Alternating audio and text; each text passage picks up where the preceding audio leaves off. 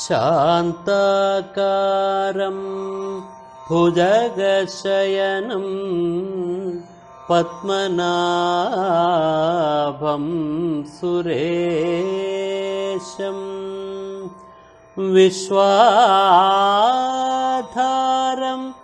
ഗഗനസദൃശം മേഘവർണം ശുഭാംഗം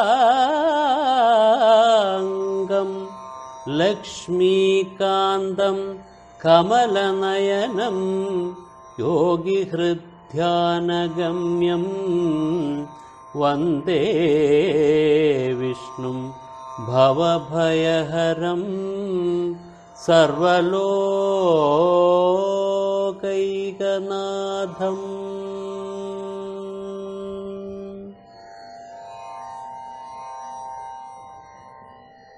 ആരാ കാലയവനൻ എന്ന് അധ്യാത്മമായി നോക്കിക്കഴിഞ്ഞാൽ നമ്മുടെ കടന്നുപോയ അനേക ജന്മങ്ങളിൽ നമ്മൾ സംഭരിച്ചു വച്ചിരിക്കുന്ന ദുഷ്ടമായിട്ടുള്ള സങ്കല്പം, അതിൻ്റെ എല്ലാം ഫലം അതിങ്ങനെ ഈ രാജാവായിട്ട് കാലയവനെന്നുള്ള രാജാവായിട്ട് വരികയാണ്.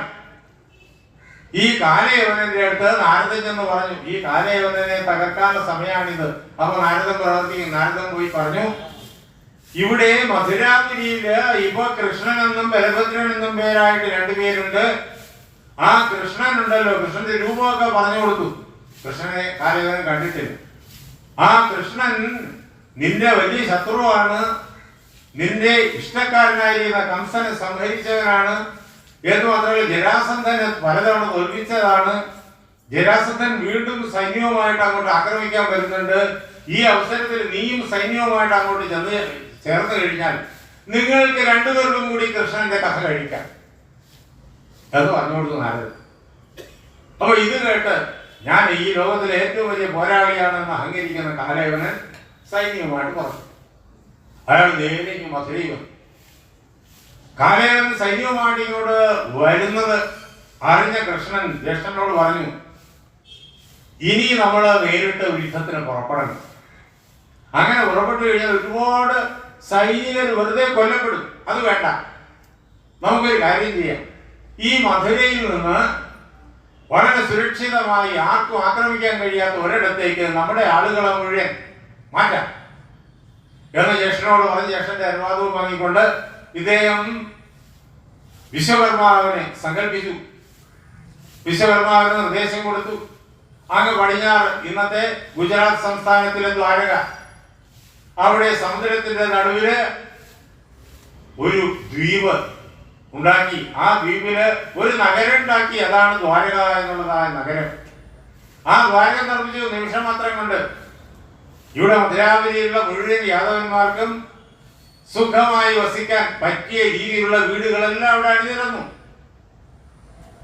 അങ്ങനെ നിമിഷം മാത്രം കൊണ്ട് ദ്വാരകയുടെ നിർമ്മിതി കഴിഞ്ഞപ്പോ എന്താ ദ്വാരക? നമ്മുടെ ഈ ശരീരം തന്നെ ദ്വാരക. അധ്യാത്മമായിട്ട് മനുഷ്യ ശരീരത്തില് ഇവിടെ ബ്രഹ്മരന്ധ്രമുണ്ട്. അതൊരു ദ്വാരമാണ് ബ്രഹ്മരന്ധ്രം. ഇതിലെയാണ് ഈശ്വരീയ ചൈതന്യം ഇങ്ങനെ സൂക്ഷ്മ ശരീരത്തിൽ കൂടി കടന്ന് സൂക്ഷ്മ ശരീരത്തിന്റെ ഏറ്റവും താഴെ, നട്ടലിന്റെ ഏറ്റവും താഴെ മൂലാധാര ചക്രത്തില് കുണ്ടലിനെയാണ് കുടികൊള്ളുന്നത്. അതുകൊണ്ട് ഈ ശരീരമാണ് ദ്വാരക. ഭഗവാൻ ഇരിക്കുന്ന ഇവിടെയാണ്, നമ്മുടെ ശരീരത്തിലാണ്. അതാണ് ആ ദ്വാരക. ഭഗവാൻ തന്റെ ആ ഒരൊറ്റ സങ്കല്പത്തിൽ ആ മധുരാപുരിയിലുള്ള എല്ലാവരെയും രാജാവായിരിക്കുന്ന ഉഗ്രസേനോടൊപ്പം അച്ഛനമ്മമാരോടൊപ്പം എല്ലാവരെയും ആ ദ്വാരകയിൽ വെച്ചു. എത്ര ദൂരാണ് മധുരയിൽ നിന്നിട്ട് ദ്വാരകയിലേക്ക്? നിമിഷം മാത്രം കൊണ്ട് അവിടെ എത്തിച്ചു. യാത്ര ചെയ്തൊന്നും അവരറിഞ്ഞില്ല, യാത്രയൊന്നും അറിഞ്ഞില്ല. അവര് ദ്വാരകയില് അവർക്ക് പറ്റിയ വീടുകൾ ഭഗവാൻ തന്നിരിക്കുന്നു. സുഖമായിട്ട് സംഭവിച്ചത് എന്താണെന്ന് പോലും മനസ്സിലാക്കാതെ അവരവിടെ ആനന്ദത്തോടുകൂടി കഴിയാൻ തുടങ്ങി. കൃഷ്ണൻ ബലഭദ്രനോട് പറഞ്ഞു, അങ്ങ് ഇവിടെ തന്നെ ഉണ്ടാകണം, ഞാൻ അങ്ങ് നേരെ മധുരയിലേക്ക് പോവാൻ. കൃഷ്ണൻ ഏകനായിട്ട് മധുരയിൽ വന്നു. അപ്പോഴ് കാലയവനും മധുരാപുരി വളർന്നു കഴിഞ്ഞു. കാലയവനൻ നോക്കി, മധുരാപുരി കോട്ടവാതിലുകളൊക്കെ അടച്ചിരിക്കുകയാണ്. അതിനകത്ത് ആളുകൾ ഉള്ളതായി തോന്നണില്ല. എന്താ എല്ലാവരും ഇവിടുന്നിട്ട് കടന്നു കളഞ്ഞോ എന്നൊക്കെ അയാൾ ചിന്തിക്കുമ്പോ കോട്ടവാതിൽ തുറക്കുന്നു. ഒരാള് പുറത്തേക്ക് ഇറങ്ങി വരുന്നു. ഒരൊറ്റയാള്, ഒരു ബാലകനാണ്, യൗവനത്തിലേക്ക് കടന്നിട്ടേ ഉള്ളൂ, ഇറങ്ങി വരികയാണ്. ആരാണെന്ന് അറിയില്ല, ആദ്യമായിട്ട് കാണുകയാണ്. പക്ഷേ നാരദൻ പറഞ്ഞു, ഇവിടെ കൃഷ്ണൻ എന്നൊരാളുണ്ട്, അയാളാണ് ഇവരുടെ മുഴുവൻ അധീശൻ. അയാളുടെ രൂപമൊക്കെ പറഞ്ഞു കേൾപ്പിച്ചിരുന്നു. നീലവർണം, മഞ്ഞപ്പട്ട്, അതേപോലെ തന്നെ തലയില് മയിൽപീലി, ഇതെല്ലാം ഈ കാണുന്ന ആളില് തികഞ്ഞിരിക്കുന്നു. അപ്പൊ ഇത് തന്നെയായിരിക്കും നാരദൻ പറഞ്ഞ കൃഷ്ണൻ. അപ്പോഴേക്കും ഇത്രയേ ഉള്ളൂ കൃഷ്ണൻ എന്ന് കാലയവൻ വിചാരിച്ചു.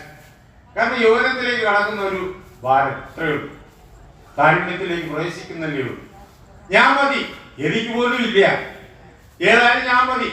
സൈനികരോട് പറഞ്ഞ് നിങ്ങൾ ഇവിടെ തന്നെ നിൽക്കുക, ഞാൻ ഈ വരുന്നയാൾ പയ്യനെ ഞാൻ സമ്മതിക്കുന്നുണ്ട്.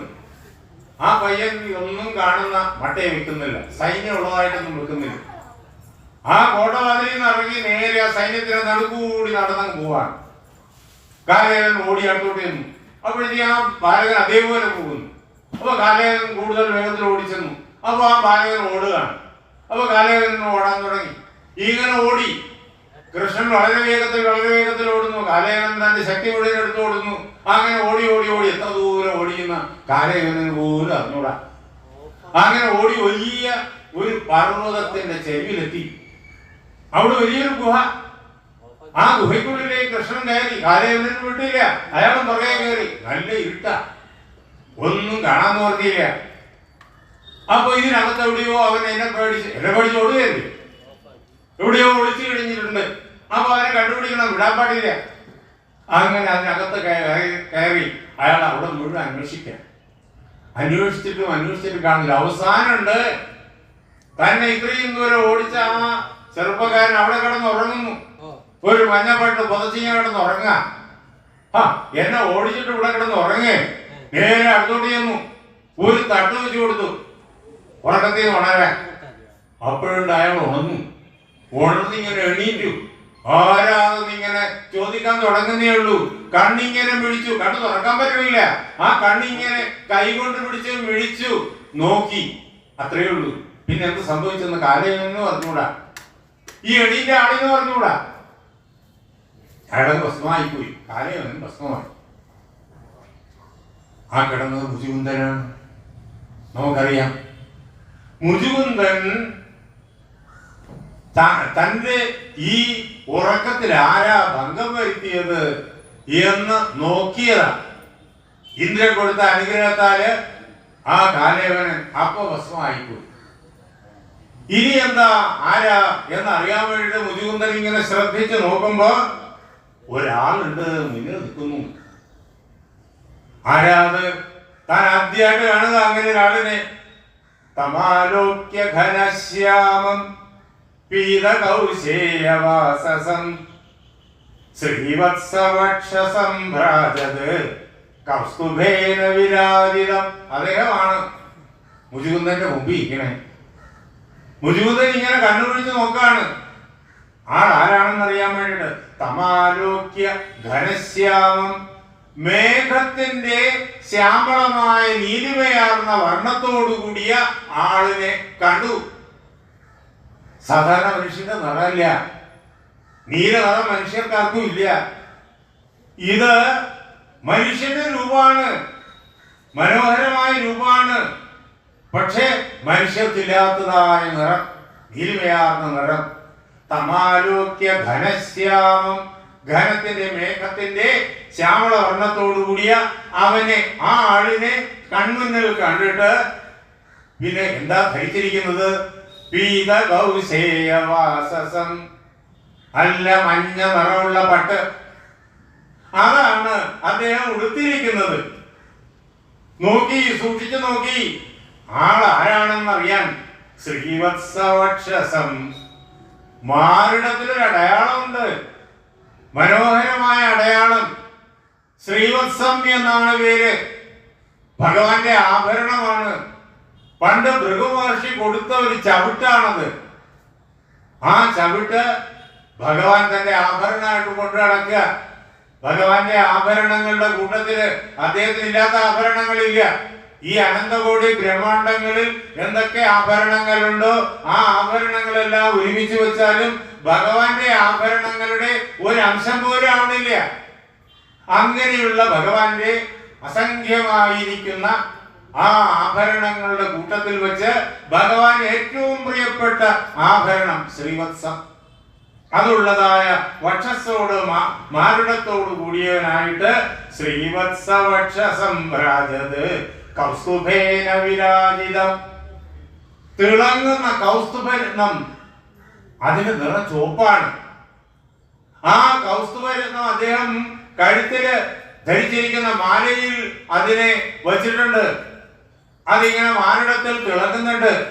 അങ്ങനെ ആ കൗസ്തുഭത്താൽ ശോഭിക്കുന്നവനായിട്ട് ചതുർഭുജം രോചമാനം വൈജയന്ത്യാചമാലയ, 4 കരങ്ങളോടുകൂടിയവനാണ്. മനുഷ്യർക്ക് 2 കരയല്ലേ ഉള്ളൂ. അപ്പൊ ഉരി നിൽക്കുന്ന മനുഷ്യനല്ല എന്ന് വ്യക്തം. 4 കരങ്ങളോടുകൂടിയവനായിട്ട് വൈജയന്തി എന്ന് പേരായിരിക്കുന്ന ദിവ്യമായിരിക്കുന്ന ഹാരത്തെ അദ്ദേഹം അണിഞ്ഞിരിക്കുന്നു. ആ ഹാരത്തിന്റെ പ്രകാശത്താൽ അദ്ദേഹം രോചമാനം വളരെയേറെ പ്രകാശിക്കുന്നു. അദ്ദേഹത്തിന്റെ പ്രകാശത്താൽ വൈജയന്തി പ്രകാശിക്കുകയാണോ അതോ വൈജയന്തിയുടെ പ്രകാശത്താൽ അദ്ദേഹം പ്രകാശിക്കുകയാണോ എന്നൊന്നും നമുക്ക് നിശ്ചയിക്കാൻ പറ്റൂല. അങ്ങനെ വൈജയന്തിയാൽ അദ്ദേഹം ശോഭിക്കുന്നു, അദ്ദേഹത്താൽ വൈജയന്തി ശോഭിക്കുന്നു. ഉപനിഷത്ത് നമ്മോട് പറഞ്ഞിട്ടുണ്ടല്ലോ, തമേവ ഭാന്തം അനുഭാതി സർവം തസ്യ ഭാസ സർവമിദം വിഭാതി. പ്രകാശിക്കുന്നവനായ അവനെ ആശ്രയിച്ചിട്ട് ബാക്കി എല്ലാം പ്രകാശിക്കുന്നു. ഈ സൂര്യൻ പ്രകാശിക്കുന്നത് ആ വാസുദേവ കൃഷ്ണന്റെ പ്രകാശത്തിന്റെ ഒരു നേരിയ അംശത്താലാണ്. ഇത് ചെറിയൊരു സൂര്യൻ. രാത്രിസമയത്ത് നമ്മള് അനേക 1000 നക്ഷത്രങ്ങൾ ആകാശത്ത് കാണും. ഈ സൂര്യനേക്കാളും വലിയ സൂര്യന്മാരാണ് അവര്. ദൂരെ ആയതുകൊണ്ട് അങ്ങനെ ചെറുതായി കാണുന്നു, അത്രയേ ഉള്ളൂ. ഇതേപോലെ അനന്തകോടി ബ്രഹ്മാണ്ടങ്ങൾ, ഇതൊരു ബ്രഹ്മാണ്ടം, അതിലുള്ള നക്ഷത്രങ്ങൾ എത്രയുണ്ടെന്ന് നമുക്ക് എണ്ണി തിട്ടപ്പെടുത്താൻ കഴിയില്ല. ഇതേപോലെ അനന്തകോടി ബ്രഹ്മാണ്ടങ്ങൾ, അതിലുള്ള മുഴുവൻ നക്ഷത്രങ്ങളും ഈ ലോകത്തിൽ പ്രകാശിച്ചിരിക്കുന്ന സർവ പദാർത്ഥങ്ങളും എല്ലാം അവന്റെ പ്രകാശത്താലാണ് പ്രകാശിക്കുന്നത്. അതാണ് തമേവ ഭാന്തം, ശോഭിക്കുന്നവനായ അവന്റെ പ്രകാശത്താൽ സർവാനുഭാതി എല്ലാം പ്രകാശിക്കുന്നു. തസ്യഭാസ സർവവിധം വിഭാതി, അവന്റെ പ്രകാശത്താലാണ്, ആ വസുദേവ കൃഷ്ണന്റെ പ്രകാശത്താലാണ് ഈ കാണുന്നതെല്ലാം പ്രകാശിക്കുന്നത്. ഉപനിഷത്ത് അതാണ്. അങ്ങനെ വരാജത് ചതുർഭുജം രോചമാനം വൈജയന്ത്യാചമാലയ